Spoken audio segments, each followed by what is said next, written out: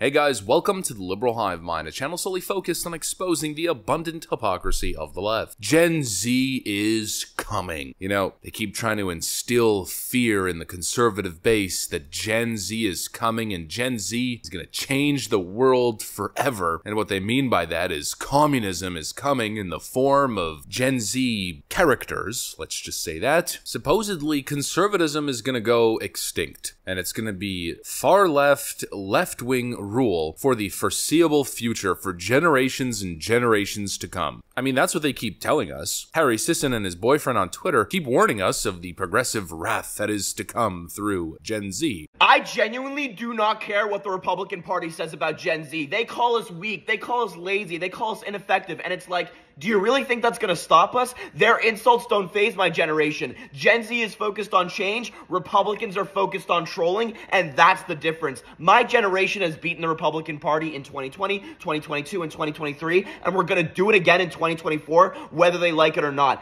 The Gen Z wave is here, and it's only getting bigger, and that should terrify the Republican Party. You know, real spooky stuff. I guess we're really done for. I guess it's all over. Well, not so fast. It seems as though this left-wing trajectory of Gen Z isn't actually as potent as leftist talking heads would have you believe. It seems as though there is a trend towards liberalism when it comes to young females, but when it comes to young boys, the exact opposite trend exists, as young Gen Z males aren't only becoming conservative, they are quickly becoming the most conservative young men in modern American history. Let me show you guys exactly what I mean by that. We got some stuff to get into, so let's roll the tape. Alright friends, so we got this article that just released from The Hill. High school boys are trending conservative. A popular narrative suggests that young people are liberal and getting more liberal. Thus, social media buzzed when a chart surfaced in spring that seemed to suggest that 12th grade boys had become overwhelmingly conservative. As with many Reddit posts and viral tweets, the truth was more complicated, but the numbers do say this. 12th grade boys are nearly twice as likely to identify as conservative versus liberal, according to a respected federal survey of American youth. In annual surveys over the last 3 years, roughly 1/4 of high school seniors self-identified as conservative or very conservative on the Monitoring the Future survey, a scholarly endeavor that dates back to the 1970s. Only 13% of boys identified as liberal or very liberal in those years. The figures represent a striking shift in political views of boys as recently as the late 2000s. Liberal boys occasionally outnumbered conservatives. Back in the Carter era, both boys and girls leaned liberal. Nowadays, it is girls who are drifting towards the left. The share of 12th grade girls who identified as liberal rose from 19% in 2012 to 30% in 2022. Only 12% of girls identified as conservative in the last year's survey administered by the University of Michigan. Alright, so let's put these two charts side by side. And the first thing that I want to say is this is not what has been sold to me. Now, I'm not exactly surprised by this data because we've been following it for the last little while. You know, the left wants you to believe that we're in a completely new situation. The left wants you to believe that history is being rewritten and that a new precedent is being set. I don't think so. I've never been convinced by this argument. From my perspective, history tends to repeat itself, and I think that's exactly what we're seeing. We had this pendulum shift to the left, where people were heavily captivated, and especially young people, captivated by this progressive movement. Hey, I'm 15 years old, and I have no experience in nothing, but I could simply tag along with all the woke stuff and feel like I'm a hero, changing the world, fighting in a revolution. Feels good. You know, I understand why it's enticing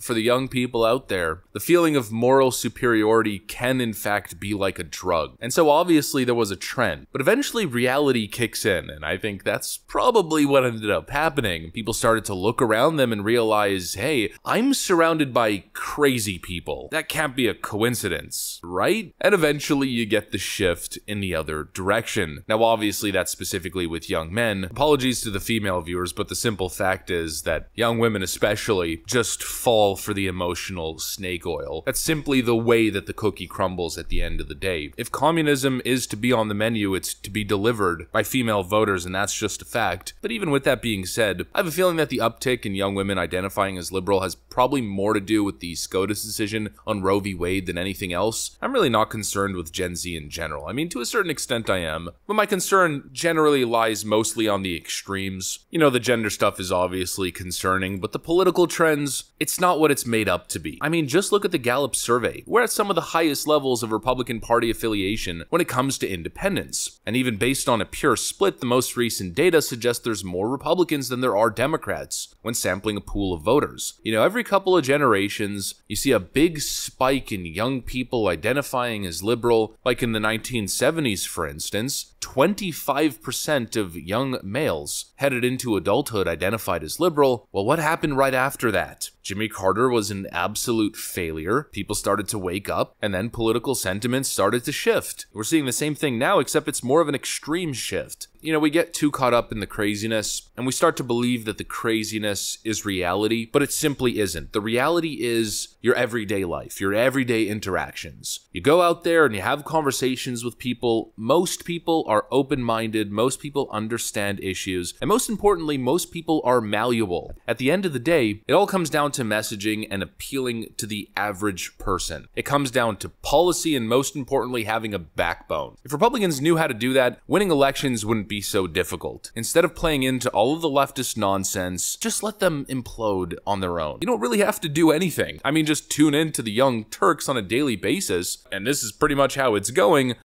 The biggest change that some of you might have noticed with me is that I'm done with the identitarian garbage. I'm done with it. It is a giant distraction, and the more we focus on it, and it's definitely very obvious to me when it comes to the left, the people who are supposed to be fighting for a better economic system, better economic conditions, better working conditions, all of that stuff pushed aside. Let's focus on the identitarian stuff. And the identitarian stuff by nature divides us and leads to more fights, more conflict, even among us.